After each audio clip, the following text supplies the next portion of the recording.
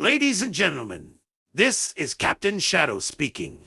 I warmly welcome you to our virtual flight from Dundee to the beautiful island of Barra. I hope everyone is comfortably seated and ready for an exciting journey. Today, we will soar through the Scottish skies, and I invite you to join me on this adventure. Whether you're seasoned travelers or this is your first flight, there's always something magical about taking to the skies at this hour. The city lights below twinkle like stars, and the boundless sky calls us to explore. Please fasten your seatbelts and relax. For the next 48 minutes, we will not only traverse the virtual skies, but also immerse ourselves in fascinating aviation stories that took place here in Scotland. Let's make this journey unforgettable. But before we set off, allow me to tell you a story that forever changed the skies over Scotland. A tale of unexpected tragedy that shook the entire world. It was a cold December evening in 1988. Very much like tonight. Pan Am Flight 103, a Boeing 747 named Clipper made of the seas, was preparing for a routine journey from London to New York, with a stopover in Frankfurt. On board were 259 souls, families returning home for the holidays, students coming back from foreign universities, and a crew ready for another transatlantic voyage. As the giant aircraft lifted off from Heathrow Airport, passengers settled into their seats, unaware of the fate that awaited them. The city lights disappeared beneath them as they climbed higher into the night sky, the hum of the engines providing a soothing backdrop. Conversations filled the cabin, laughter, whispers, the rustling of turning book pages, a snapshot of life at 31,000 feet. Imagine sitting there, gazing out the window at the twinkling lights below, or chatting with the person next to you about holiday plans. Flight attendants serve meals, and the aroma of freshly brewed coffee fills the air. There's a tranquility that only a smooth flight can offer. Suddenly, over the peaceful town of Lockerbie in Scotland, the unimaginable occurred. At 7:03 p.m., without any warning, a deafening explosion tore the aircraft apart.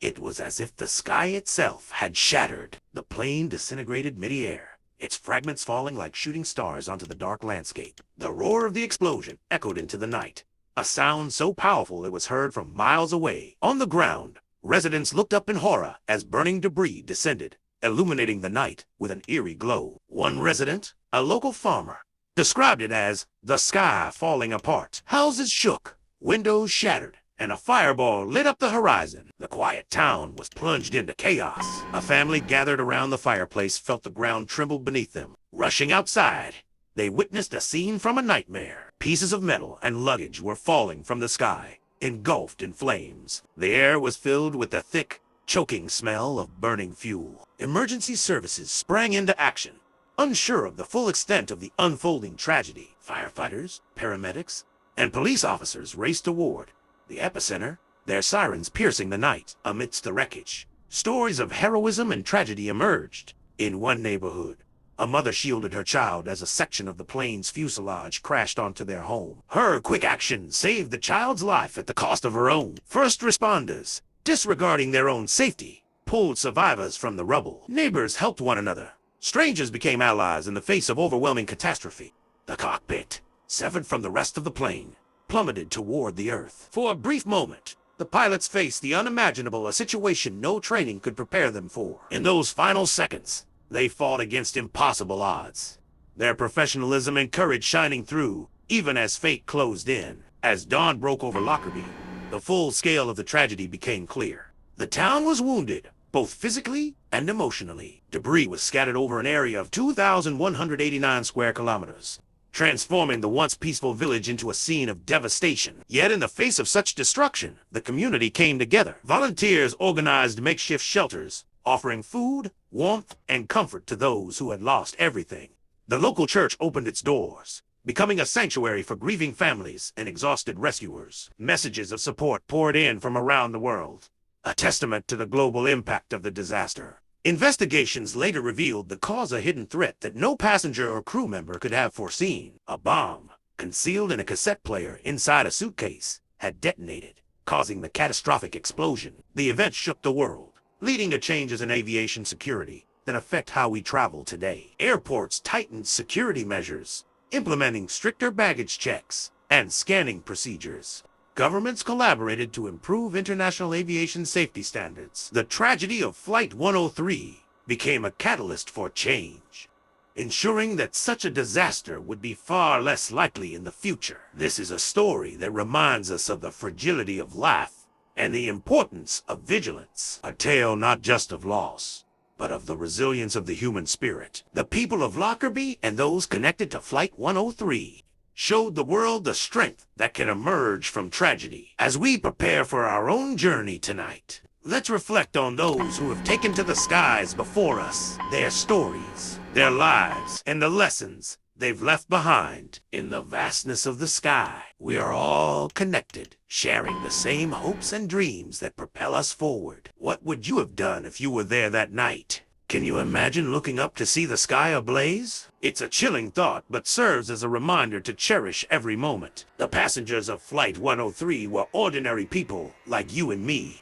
going about their lives unaware of what lay ahead. But it's not just a story of despair.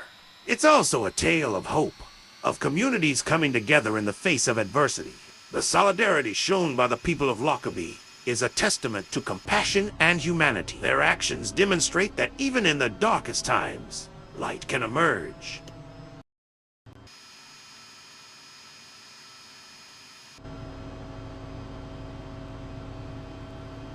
Dear passengers, thank you for your attention. We are now heading to the runway and will be departing in just a few moments. If you look out the windows, you'll see the lights of Dundee fading into the distance as we prepare for takeoff. Please ensure your seatbelts are fastened and all electronic devices are switched to airplane mode.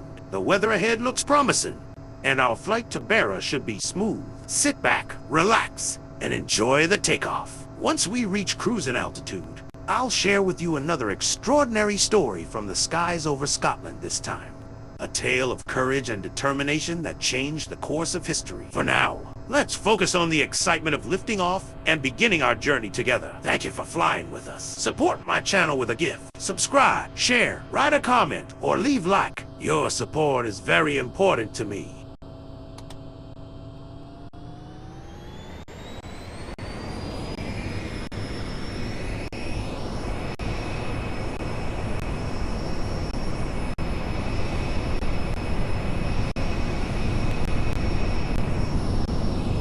V1. Rotate. Positive rate. Gear up. Flaps up. Climb power set.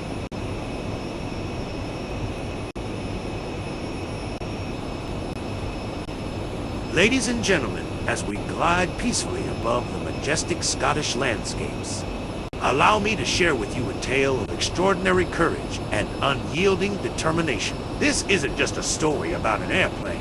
It's a gripping saga of survival that underscores the incredible resilience of the human spirit. Imagine a bright, sun-soaked morning on June 10th, 1990. British Airways Flight 5390 is preparing to embark on a journey from Birmingham to the golden beaches of Malaga. On board are 81 passengers, their hearts brimming with excitement for the adventures that await them under the Spanish sun. In the cockpit sit Captain Tim Lancaster and First Officer Alistair Atchison, both seasoned pilots ready for a routine flight. The aircraft ascends smoothly into the clear blue sky. Passengers settle in, chatting animatedly about their holiday plans. Laughter fills the cabin as flight attendants serve refreshments. Everything seems perfect. A picture of tranquility at 17,000 feet.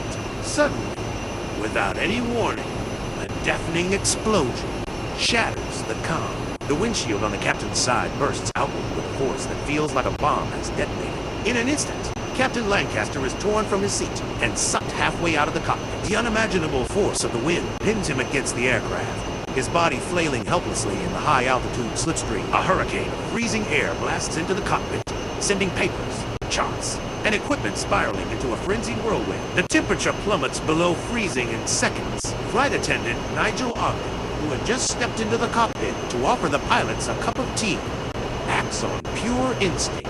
Without a moment's hesitation, he lunges forward and grabs hold of the captain's legs, gripping them with every ounce of strength he possesses. Picture the scene. Ogden battling against the ferocious wind, his knuckles white as he clings to the captain. The noise is overwhelming, a relentless roar that drowns out all other sounds. The cockpit door has been ripped away, amplifying the cacophony and exposing the cabin to the terrifying sight unfolding at the front of the plane. In the passenger cabin, pandemonium takes hold. The aircraft lurches and shudders as it begins a rapid descent. Oxygen masks drop from the overhead compartments, swaying wildly. Fear grips everyone on board. Eyes widen, breaths quicken, hearts pound. It's as if they've been thrust into a disaster movie. But this is all too real.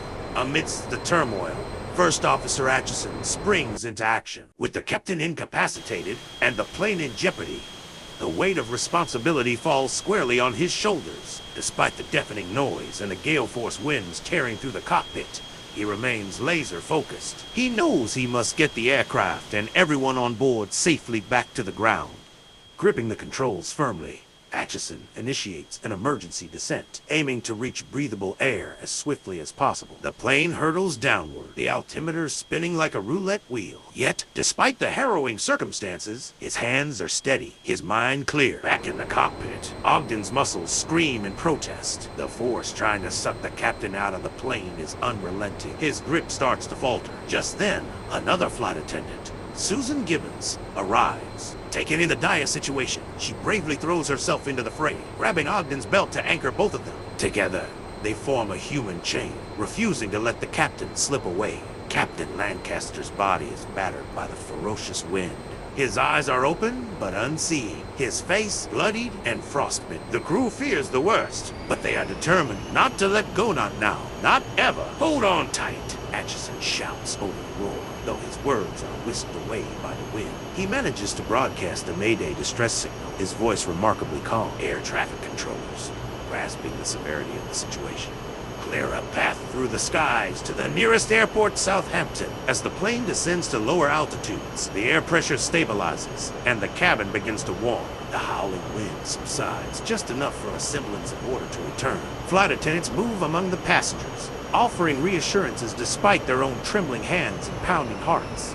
Approaching the runway, Atchison faces his final challenge. The aerodynamics of the plane are compromised with the captain's body protruding from the cockpit. One wrong move could spell disaster, but his focus doesn't waver. With extraordinary skill and composure, he brings the aircraft down, the wheels kissing the tarmac with unexpected gentleness. A collective sigh of relief sweeps through the cabin. The ordeal is over. Emergency crews swarm the plane as it comes to a halt. Ogden and Gibbons, exhausted and shaken, carefully pull Captain Lancaster back into the cockpit. Astonishingly, despite the unimaginable ordeal, he is alive. His survival is nothing short of a miracle. Passengers disembark, many in tears, embracing loved ones and strangers alike. They've stared death in the face and lived to tell the tale, all thanks to the remarkable heroism of the crew. Captain Lancaster makes a full recovery and returns to the skies just months later, embodying the very essence of resilience and passion. This harrowing incident serves as a powerful reminder of what ordinary people can achieve when thrust into extraordinary circumstances. It's a story of split-second decisions, unwavering bravery, and the indomitable human spirit. So I ask you, what would you do if fate tested you in such a way? In moments like these, it's the courage we find within ourselves, the support of those around us that can turn the tide against even the most overwhelming odds. Thank you for taking the time to listen to this moving story of extraordinary courage and determination. If you appreciate such tales and want to hear more, please support us. Subscribe to the channel, leave a comment, or share this material with others. Your engagement allows us to continue creating content like this. And now, I invite you to another story that will truly send chills down your spine. It's the tale of a flight that was supposed to be routine, but became a dramatic struggle for survival. Discover the story of Flight 92, a nighttime battle for survival. Winter evening on January 8, 1989, at London Heathrow Airport. Crowds of travelers hurry to check in, thinking about their destinations. Among them are 126 passengers boarding a British Midland Boeing 737. For them, it was supposed to be an ordinary flight to Belfast. No one suspected that the next hour would change their lives forever. Captain Kevin Hunt, an experienced pilot with thousands of hours in the air, goes through the routine checklist. Beside him, First Officer David McClellan analyzes weather forecasts. Everything points to a smooth flight. Good evening, crew. Ready for takeoff. They communicate over the radio. Flight attendant Sarah Collins helps passengers find their seats with a smile. Please fasten your seatbelts and enjoy the flight, she says to an elderly couple flying to visit their grandchildren. Children laugh, watching the city lights disappear into the clouds through the window. The plane ascends smoothly, and passengers relax. Some pull out books, others doze off. Everything proceeds as it should. But have you ever felt that the calm is too perfect? That something is looming. After about 13 minutes of flight, a loud bang suddenly resounds. It's not the usual sound of turbulence or the plane banking. It sounds like an explosion, as if someone struck the fuselage with a hammer. The plane begins to shake, like a car speeding over potholes. Silence falls in the cabin. Passengers exchange worried glances. What was that? A little boy asks his mother. Probably nothing, she replies, trying to hide her own anxiety. In the cockpit, alarms light up. We have an engine failure, says First Officer McClellan, looking at the flashing indicators. The vibrations intensify. Captain Hunt must make a split-second decision. In the stress and chaos, they shut down the left engine, thinking it's the one that failed. They don't yet know they've made a fatal mistake. Passengers on the right side of the plane notice flames coming from the engine. There's fire, someone shouts. The flight attendants try to maintain calm, but panic begins to spread. Imagine you're on a bus, and the engine starts to burn. What would you do? The plane starts to lose altitude. For the passengers, it's like riding an elevator that suddenly begins to fall. Stomachs lurch into throats. Hearts pound wildly. Please fasten your seatbelts and remain calm, announces a voice over the intercom. But it does little to help. Captain Hunt contacts air traffic control. Mayday. Mayday. British Midland 92 engine failure. Requesting emergency landing at East Midlands Airport. His voice is composed, but tension is palpable in every syllable. In the cabin, chaos intensifies. People cry, pray. Some try to call loved ones. Flight attendant Sarah Collins moves between the rows, helping passengers assume the brace position. Head down, hands on knees. She instructs, though she herself trembles with fear. The plane approaches the airport, but is losing altitude too quickly. City lights become more distinct. It's like watching a movie in slow motion, where you know disaster is approaching but can't do anything. In the last moments, the pilots realize their mistake. It's not that engine, McClellan shouts. He tries to restart the shutdown engine, but it's too late. Hold on, Sarah shouts to the passengers. Everyone grips their seats tightly. Some hold hands with strangers beside them. This is the moment when your whole life flashes before your eyes. The impact is tremendous. The plane breaks into 3 parts,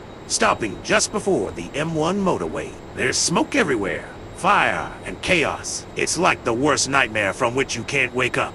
But amid this, heroism is born.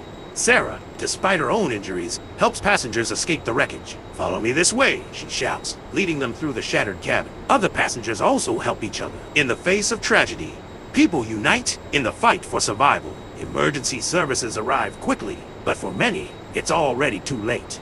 47 people lose their lives that night. 79 are injured, some very seriously. The survivors' stories are full of pain, but also hope. James Wilson, an engineer who noticed that the wrong engine was shut down, survives. I tried to warn them, but no one heard me, he says later, with regret. Captain Hunt and First Officer McClellan survive, but must face the weight of responsibility. Every night I think about that moment, Hunt admits in one of his few interviews.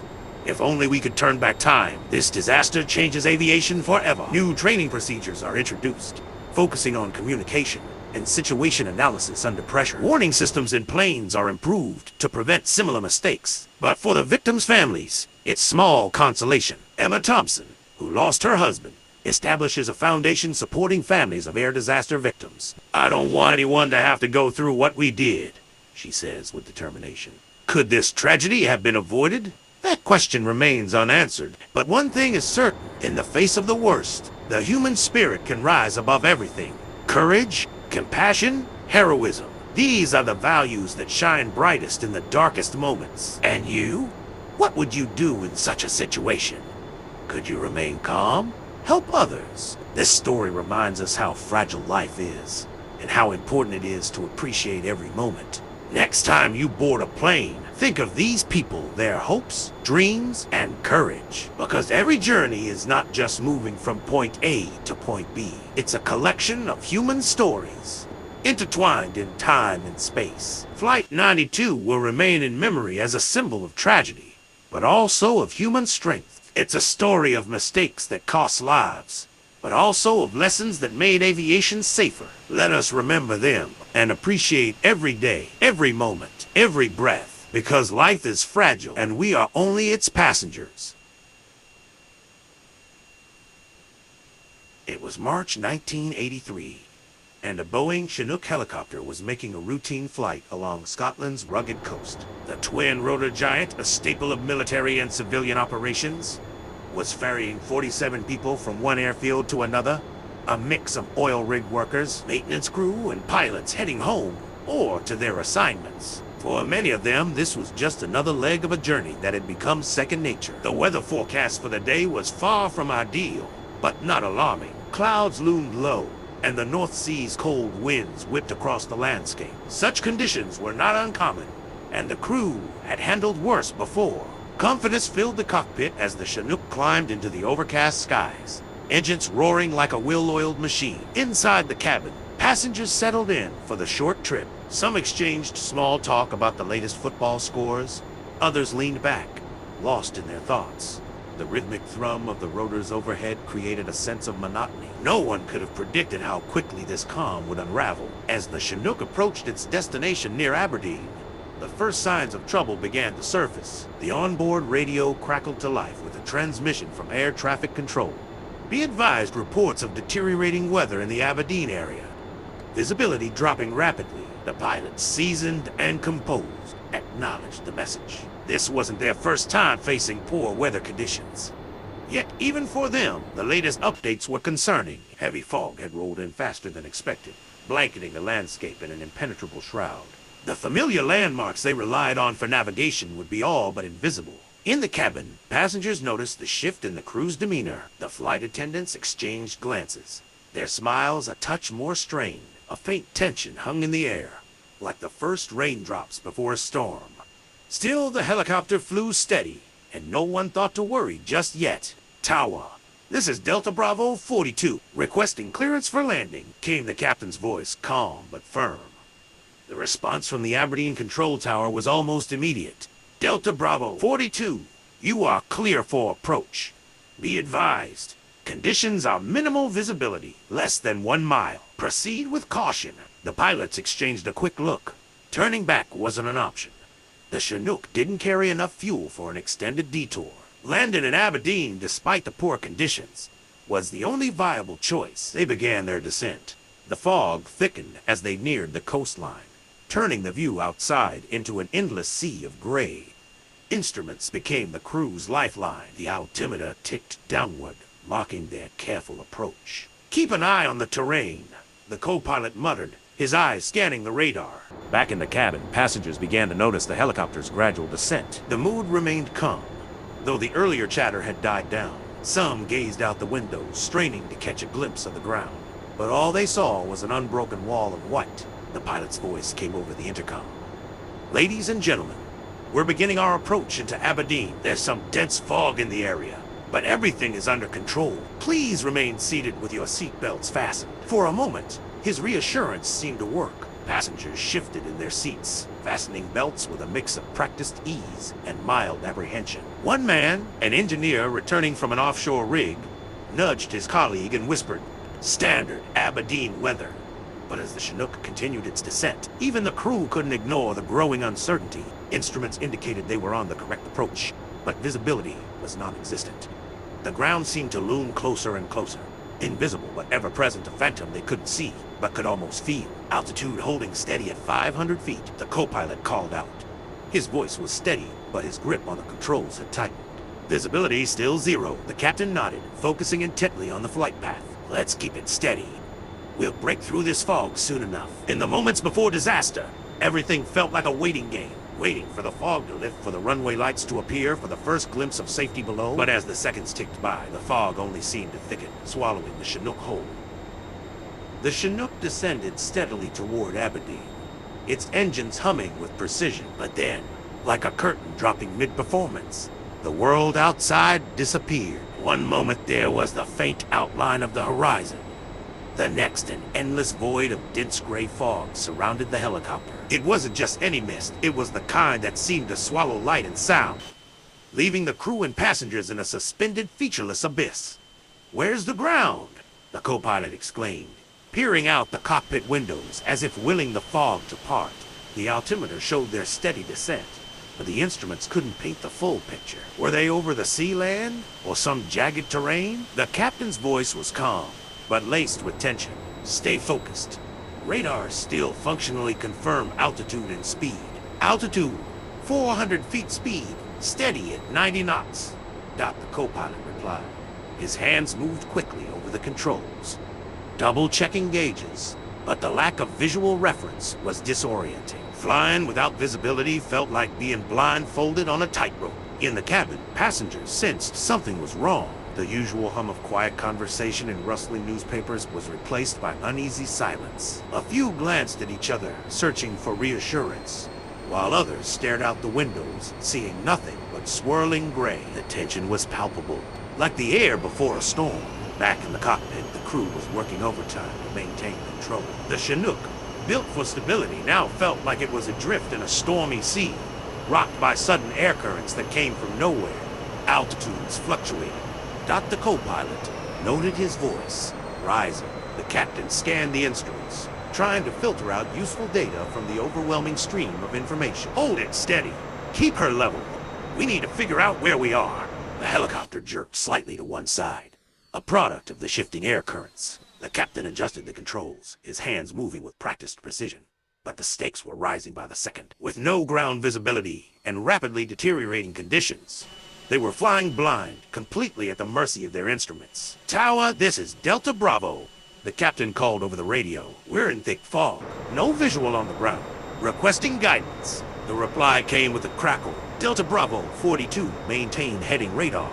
Shows you are on approach, but descent appears unstable. Correct your altitude." The co-pilot shot a glance at the altimeter. "We're at 350 feet, he said urgently. "Captain, we're getting too low.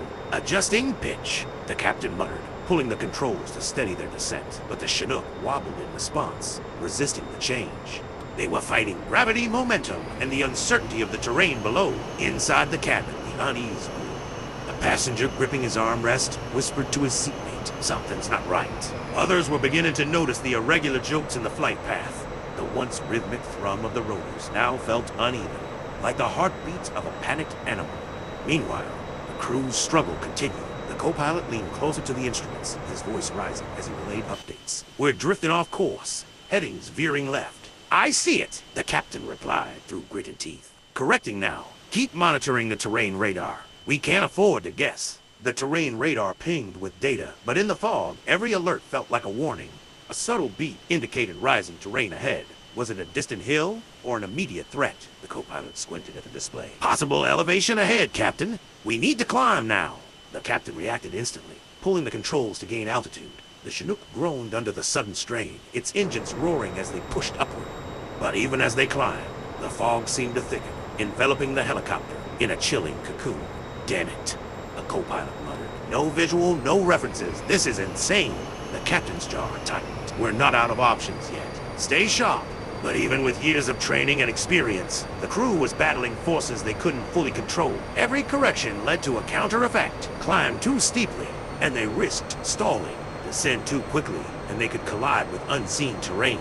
The Chinook wasn't just flying through fog, it was dancing on the edge of chaos. In the cabin, a passenger murmured a prayer, clutching a rosary. Others tightened their seatbelts, their knuckles white as they gripped armrests. The once calm routine had turned into a nerve-wracking ordeal. Each slight tilt or drop in altitude felt magnified like the lurch of an elevator in freefall.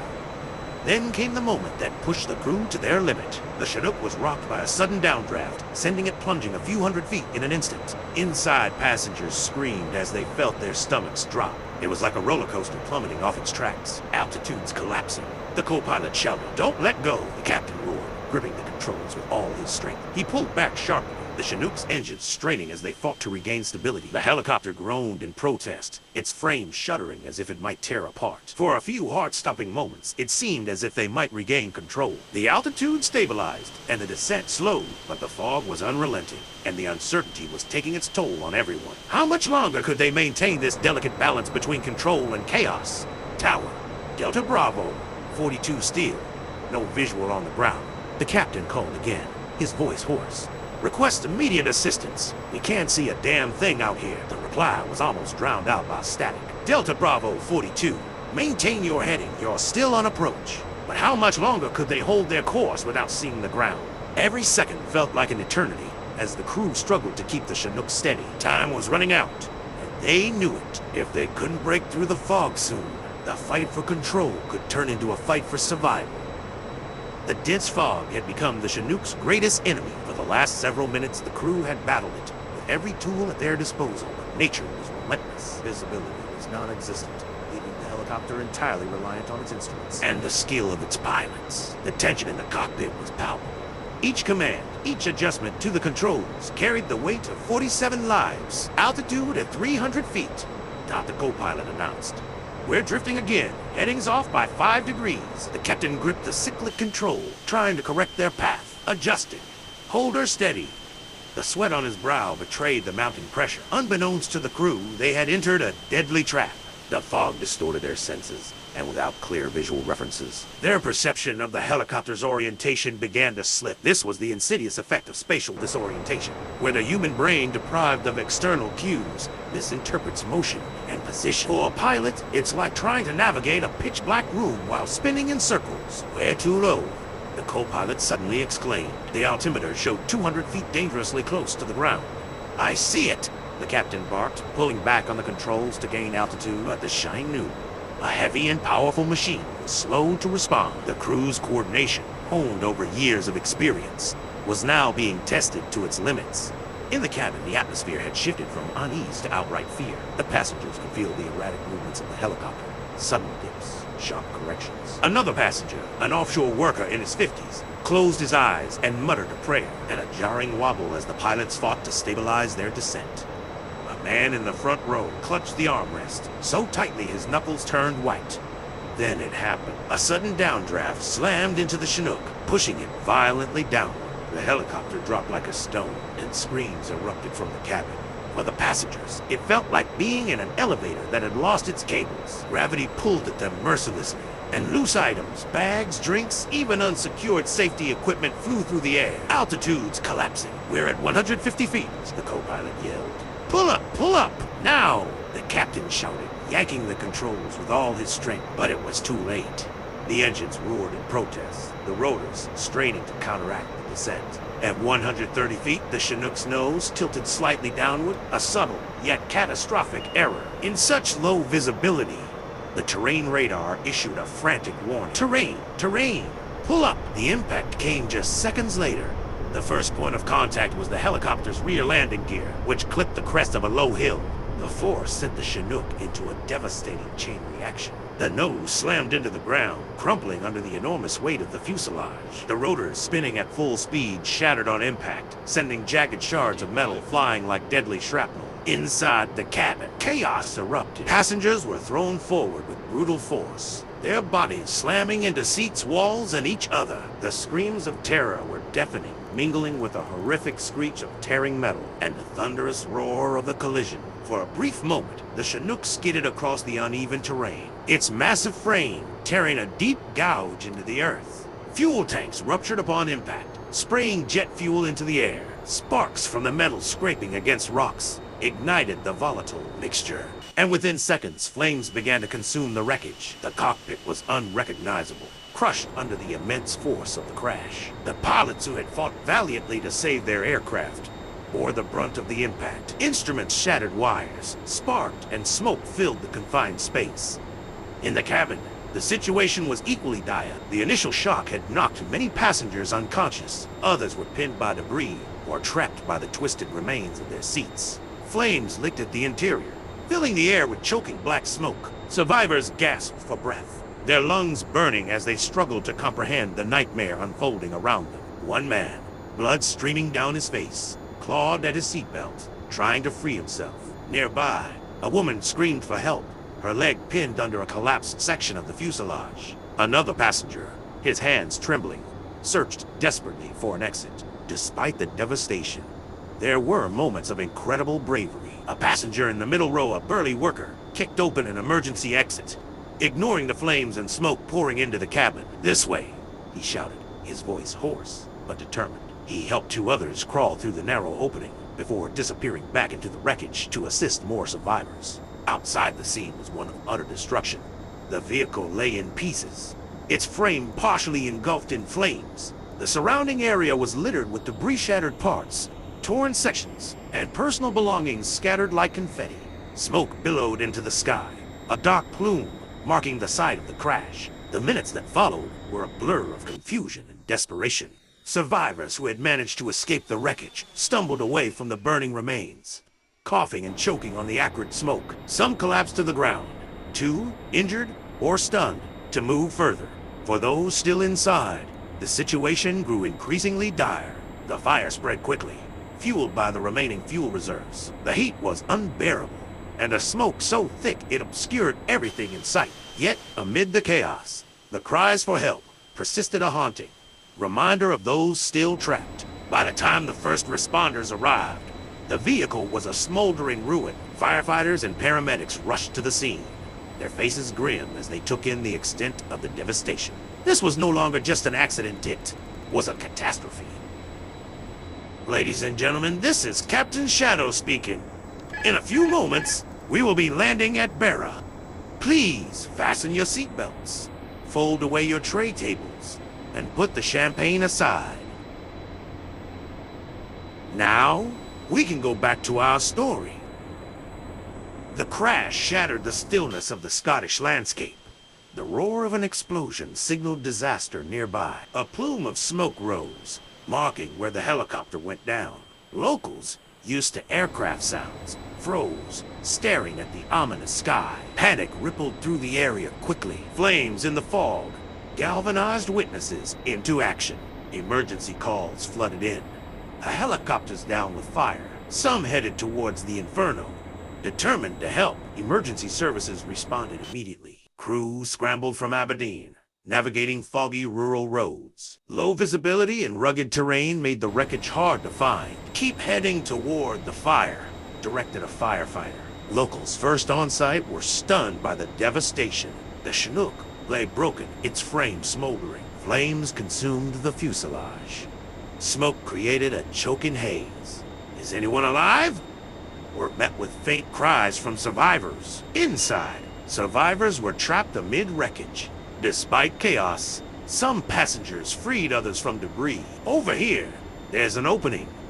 Lead survivors to an emergency exit." Firefighters battled the spreading flames upon arrival. "Get those hoses up here now," directed the fire captain. Paramedics set up triage areas, preparing for casualties. Water jets hissed as they hit the flames under watchful eyes. Teams moved through the smoke, avoiding potential explosions. "First casualty coming through," echoed over the shouts.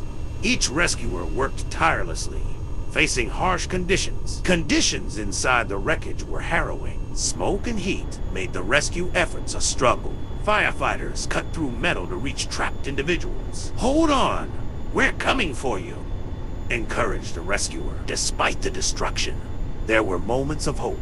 A young woman was found, shielded by debris. "Come on," a paramedic urged, guiding her to safety. Survivors were assessed and transported to safety quickly. Paramedics treated burns, administered oxygen, and set splints. Critical cases were rushed to Aberdeen Royal Infirmary. A Coast Guard helicopter assisted, extracting hard-to-reach survivors. By the end, the full scale of the tragedy was evident. Dozens were injured, and several had lost their lives. Yet, many survived, Thanks to the bravery of responders, the crash site fell silent, cloaked again in fog. Inside that silence lay a testament to human resilience. Thank you for spending time with me on this live stream. Your support and engagement mean a lot. Please consider supporting the channel if you find our content valuable.